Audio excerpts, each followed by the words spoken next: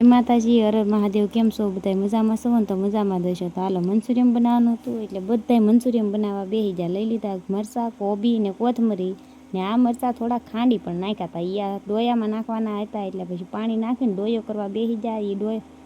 એ નણંદ ડોયો કરતા થતા કરણી એમ કે હું આદું ખાંડી નાખું. તો એ બેસી જાય આદું ખાંડવા. પછી તો ડોયો કરીને સીધી ગોટિયું તળવાની હતી એટલે તેલ મૂકીને ડાયરેક્ટ ગોટિયું તળવાનું શરૂ કરી દીધું.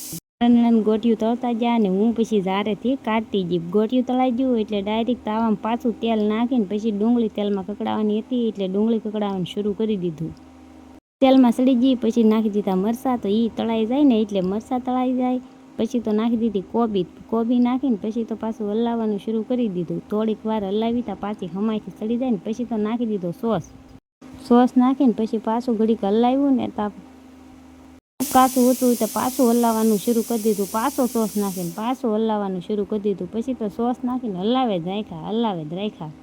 ઘડીક હલાવ્યું તો આમ સડી ગયું પછી તો નાખી દીધું પાણી નાખીને ઘડીક સડવા દીધી ને તો નાખી દીધી ગોટિયું. જવો લ્યો ગોટિયું નાખીને ઘડીક સડવા દીધું તો અમારું મંચુરિયન બનીને તૈયાર થઈ ગયું. હાલો, વિડીયો ગમ્યો તો લાઈક, શેર ને સબસ્ક્રાઈબ કરતા જાજો પાછા.